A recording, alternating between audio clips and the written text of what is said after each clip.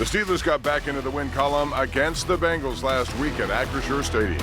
Today, the team is in Chicago for a big-time matchup with Caleb Williams and the 7-3 Chicago Bears. We have the latest on the teams coming up next.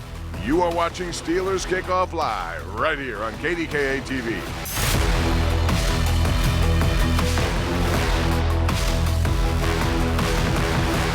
Welcome to BetMGM Steelers Kickoff. Good morning, everyone. It is a game day as you look at Soldier Field in Chicago, Illinois. Site of today's Steelers matchup with the Bears, a game you can watch right here on KDKA TV at 1 o'clock. It comes up shortly. And Mason Rudolph is going to get the start, his first of this season after he took over for Aaron Rodgers last week when he left with that wrist injury. We have a lot of stuff involved with that. We'll get into it and welcome inside our studios here in Pittsburgh, Pennsylvania for another edition of Steelers Kickoff. I'm Bob Pompeani, flanked by the quarterback of this program. It's Mr. Charlie Batch.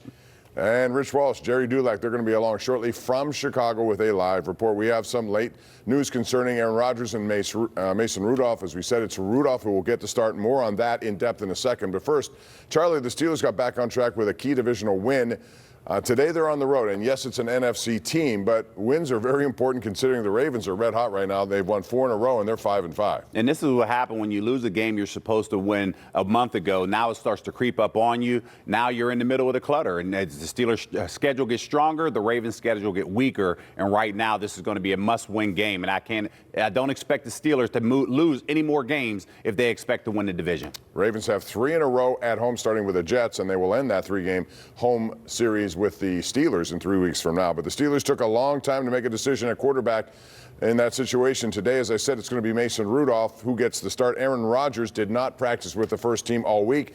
He did get limited work on the side, but clearly the Steelers are not going to take any chances here with Rodgers, who's expected to be back next week against the Bills. You would hope so, but that Ravens game lurks behind that. So, Charlie, are you surprised by this decision? Is it more erring on the side of caution? Yeah, I'm not surprised on this decision because I have an unwritten rule myself. If a player leaves a game and does not return, the chances of playing the following week are slim, and this is a case that falls right into that particular category. Not returning, Mason Rudolph had a great second half. Now he's looking to build upon that with a very tough game against the Bears here on the road. So the next man up is Mason Rudolph. And if you looked at how practice went this week, it was Rudolph who took the first team reps. This also means Will Howard will be the backup as Rodgers will be the emergency quarterback today. Let's take a look at last week when Rodgers suffered that left wrist injury and compare the quarterbacks.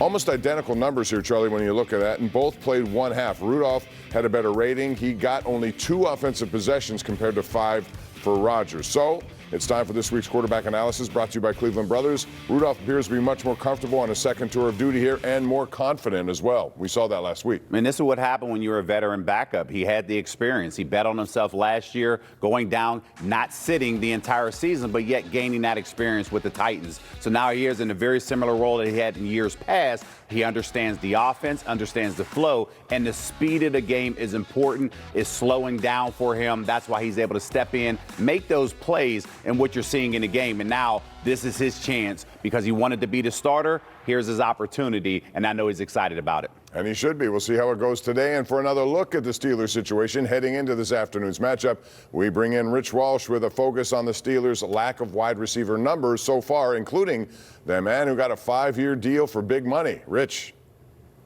Guys, whatever the quarterback situation is, they have to get DK Metcalf more involved. He hasn't had 50 yards or a touchdown since that Green Bay game, which was 4 games ago. I know the most important stat is winning the football game, but he has to be a bigger part of this offense. I think just building off the previous game, we had a lot of good, a lot of stuff that we can learn from. But overall we came out with a W, so we can look at the tape, with sober eyes, and build on it from there. But just take it 1 week at a time, 1 play at a time. Now it's time to bring in our Steelers insider, Jerry Dulac. DK Metcalf was brought in here to be a playmaker. He hasn't made too many plays recently. How do they get him more involved? Well, Rich, that has been a problem. You look at the number of targets he gets per number of snaps. He's only targeted 12% of the time, so it's once every 8.3 plays. You look at a guy like Jamar Chase, he's targeted once out of every 5 plays. So you do that over a course of a game, Rich. That means Jamar Chase, for example, is getting targeted 13 times. That means DK Metcalf is getting targeted at most 8 times, really just more than 7. So that's part of the problem, is the number of targets he's receiving. You bring in a guy like that, you make a trade for him, you pay him all that money. Now, I know teams are taking him away, they're bracketing him, they're doubling him, and they're saying, okay, throw it to your other guys. We're not concerned about that. But they have to get him more targets, and how you do that is something that's up to Arthur Smith. Well, speaking of the other guys, Aaron Rodgers spoke highly of Roman Wilson this past week. Has he passed Kelvin Austin right now as the number 2 guy? Rich, I don't think he has. When you look at their number of catches, Roman Wilson has 8 over the past 4 games. Calvin Austin has 12. Now, Roman Wilson has more yards and more touchdowns, so he has been more productive in that regard. But, you know, they don't look at it as a number 2 and a number 3. Calvin Austin has played more snaps, except for the last game, than Roman Wilson. So, but I think it's key to keep Roman Wilson in there. He's been getting enough snaps, and get him some more targets, get him some more catches, because he has been productive. Well, one receiver that won't get any snaps today, but they brought him in to mimic Caleb Williams here, is John Reese Plumlee. How'd that work out this week at practice? You know, Rich, of course, the players said, oh, it was a great look having him run around, but you know, they kind of get 2 looks a year at Lamar Jackson, and I don't think Caleb Williams is Lamar Jackson. So, but they give him a little rehearsal. That's why they brought him in, but they put him on the practice squad, so nobody should read too much into that. All right, thanks a lot, Jerry. Back to you guys in the studio.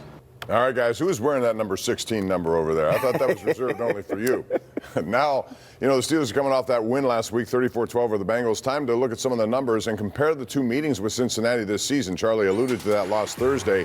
But as you can see, the Steelers' defense made whatever necessary adjustments from their side of it. And from the first game to the second, team gave up fewer points, yards per play. They did let up 10 more first downs, but the team came up with 2 critical turnovers when they didn't force one in the Thursday night game in Cincinnati. So, Charlie, what do you think the key was for this defensive turnaround, especially with 2 of the elite receivers in the game? Yeah, it starts with that defensive line up front, because they were able to push the quarterback or push that pocket without that blitz kind of happening in the manner that the Steelers have done thus far. And in turn, that allowed your linebackers to now go out there and make plays. Between Patrick Queen, Peyton Wilson, they had 17 tackles apiece. That is something that they can continue to build on, but yet it starts up front, and this is going to be important this week, especially with the Bears coming in with the number 2 rushing offense. Exactly. A lot on tackling. Do not miss those tackles against this team, which loves to run the football. All right, let's take a look at the AFC North standings heading into this matchup, and again, it's getting tight. You can see the Steelers still hanging on to the top spot. The Ravens are now right on their heels after resurgence with Lamar Jackson coming back from that injury. The Bengals are in 3rd place, and many are thinking they're done. Just 3 wins. Joe Burrow may be back soon. And the Browns, as they say, is the Browns. 2 wins and tough 0-4 record in the division. Hey, we are just getting started here on Steelers Kickoff. When we come back, Rich talks with the new Steelers safety, Kyle Duggar, who has dug in and made some big impact plays. That's next right here on KDKA. Welcome back to BetMGM Steelers Kickoff.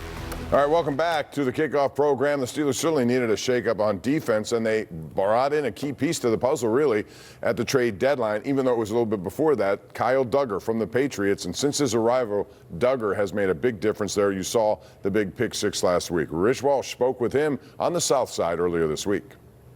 Hey, so what do you think of Pittsburgh so far? I like it a lot. It's a slower moving city, and I like that. It's calm. It's not super busy, super crazy, and I like that. So They love football here, man. Yeah. I'm sure they embraced you, especially after that last game. well, I'm glad to hear that. I love football too, obviously, and so I'm glad that it's a football city. How hard was it for you to get acclimated? I mean, you're jumping on a moving train, essentially, and they threw you in right away. I don't really think about the difficulty because it wasn't enough time. It's just like you have to go. Like there's no excuse. You can't really feel sorry for yourself or think about, oh man, this is hard. So it's just like I never really thought about the difficulty. But as far as how smooth everything went, my teammates and the coaches, we were just working. Well, you made the big-time play last game, the game-changing play, that interception for a touchdown. What was that like for you, and especially doing it in front of the home crowd to help win this game? Yeah, that was exciting. that felt great. That was big time for me. Just, as far as being able to obviously get my hands on the ball and help the team in that way against the rival, that was big time. It felt great. I know it's only been a few games for you, but does this feel like a good fit here? Oh yeah, I love it. I've never felt more comfortable in a system, and I've only been here, I just got here, but yeah, I love it, this system. Well, it works for him and it works for them. So, Charlie, the Steelers on the day of the trade deadline didn't do much, but they did make that move earlier to bring in Duggar. So what has he brought to this defense, and why so quickly has he made an impact? Yeah, they're extremely pleased with him because earlier in the season they signed Juan Thornhill. He had that championship experience, but it didn't work out. That's why they identified Kyle Duggar here, made the move, and immediately inserted him into the lineup and did a great job of understanding his defensive assignments and yet now transitioning that into the playing field. 12 tackles on the season, 1 big interception like we talked about. Everybody's seen last week. Mike Tomlin was asked about the coverage, and he said it starts because they have now clarity and also they understand that there's nothing getting over the top because they're comfortable at the safety position. He's a quick learner, too. First day on the game here, 2 days later, he had 77 of 78 snaps, so he jumped right in. And when we come back, Rich is back. He has a deeper look at the Caleb Williams-led Chicago Bears, who are 7-3. That's coming up next right here on BetMGM Steelers Kickoff. Steelers win. Final score, Steelers 34, Bengals 12. Mason Rudolph came in, did very well on that defense, took the ball away twice. 2 takeaways, 2 touchdowns. Well, the Steelers head to the Windy City this weekend in hopes of reversing history.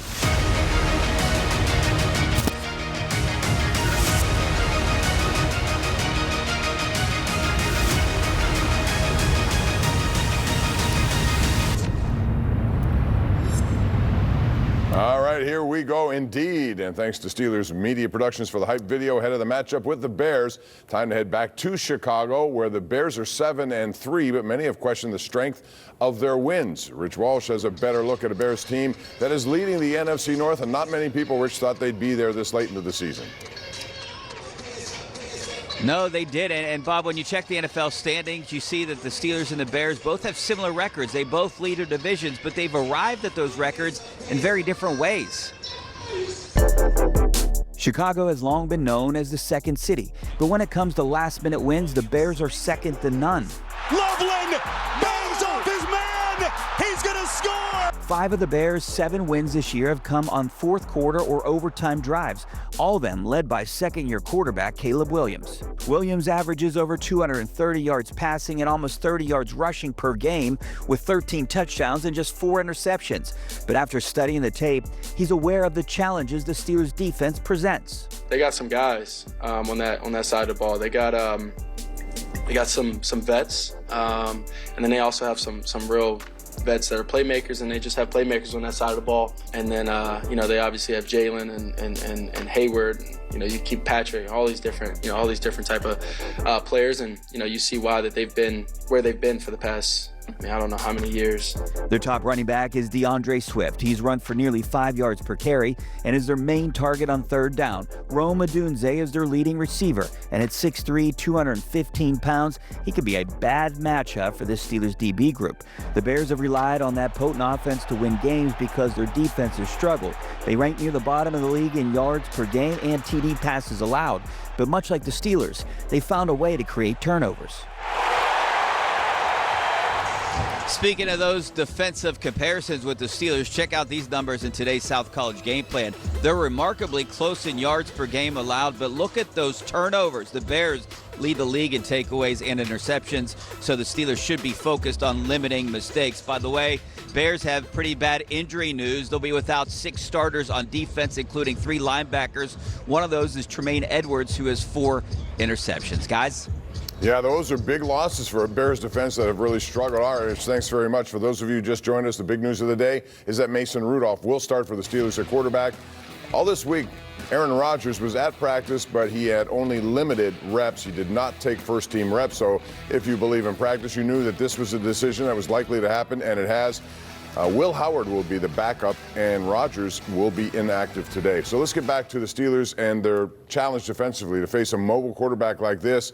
What do you think of Caleb Williams, what he's been able to do, especially late in games? He's come up with big plays. He really is, and he's playing fantastic. And the big part of his game is play action. But this Steelers defense is built on stopping a mobile quarterback because they have to face Lamar Jackson twice a year. This is the first opportunity that the Steelers get, so now they're going to have to depend on T.J. Watt, Nick Herbig on the other side to use that speed to get after Williams, getting off of his spots. That's where the speed of Peyton Wilson has to now take advantage of that. Yeah, it's going to be an interesting matchup for sure. It's coming your way today at 1. Right now, it's time to send the program to New York City. Our friend James Brown is standing by with a preview of what's coming up on the NFL today. JB. Hey, Bob, up next on the NFL Today, your Steelers are in the Windy City. That for a scrap with the Chicago Bears. We'll preview that one. And the league leader in interceptions, Bears DB Kevin Byard, taps in for an In the Pads interview. Then our guy J.J. Watt stops by to share what's on his mind. And the crew decide who is the best team in the AFC. But first, Coach Cowher's guys, Bob and Charlie. They'll be right back when Steelers Kickoff continues right here on KDKA. Steelers Kickoff is presented by McClellan's Contracting and Roofing. If our name goes on it, we stand behind it, so you can stand in it. Well, it was another busy week for Steeler players helping out in the community. Alex Highsmith hosted a cooking class for some high school students at the Young Chefs Academy in East Pittsburgh. And John Smith pitched in at the Greater Pittsburgh Food Bank to distribute Thanksgiving meals to those in need. Charlie Batch, as always, is going to show up and help in any way he can. Charlie, you also had your own turkey drive at the Batch Foundation, and you served so many people. Tell us about it. We adopted over 200 families for Friday, so we're extremely grateful for that and all the support that we received. But we don't do this alone. We have to give a big shout out to the Munhall Police and Fire Departments that they were arranging everything. So we just want to say thank you to everybody who believes in what we're doing at Best of the Batch Foundation. It's amazing. 200 families. You've done a great job. You and Natasha deserve a lot of credit for that. Let's get back to the football. And, a lot has been made of Jalen Ramsey moving to safety and how that seemed to boost the Steelers' defense, but they've gotten great plays from other cornerbacks. James Pierre on that list. Darius Slay is back today healthy, and he will start. But a lot of people wonder why. Pierre's played well enough. What do you think the answer there is? Yeah, Darius Slay is going to get the nod here, but James Pierre, he's going to see a lot of the field because this guy is playing with tons of confidence. And there was one play last week that showed me that this guy is for real, one-on-one out there, and he's playing. And he's against Jamar Chase, didn't panic when the ball was in the air, knocked that post route down. It could have been an easy completion. This guy is going to continue to go out there and deliver because he's producing in big ways on his defense. Yeah, and a scoop and score to add to it at the end of the game. So he's been on the spot, and we'll see what happens. I agree with you. I think you'll see kind of a split playing time there. All right, let's take a look at the inactives for today's game, and you'll see the list. Aaron Rodgers is now out with a wrist injury, so it's going to be Will Howard, as stated, as the backup. Darius Slay will play and start. We'll see how many snaps he gets. Alex Highsmith is out with a pec injury again. Cam Hayward is active. We expect him to play, even though he was seen with a boot earlier this week in the locker room. So we're almost out of time here on Steelers Kickoff. When we come back, we have predictions on the game this afternoon in Chicago. That's next, right here on KDKA.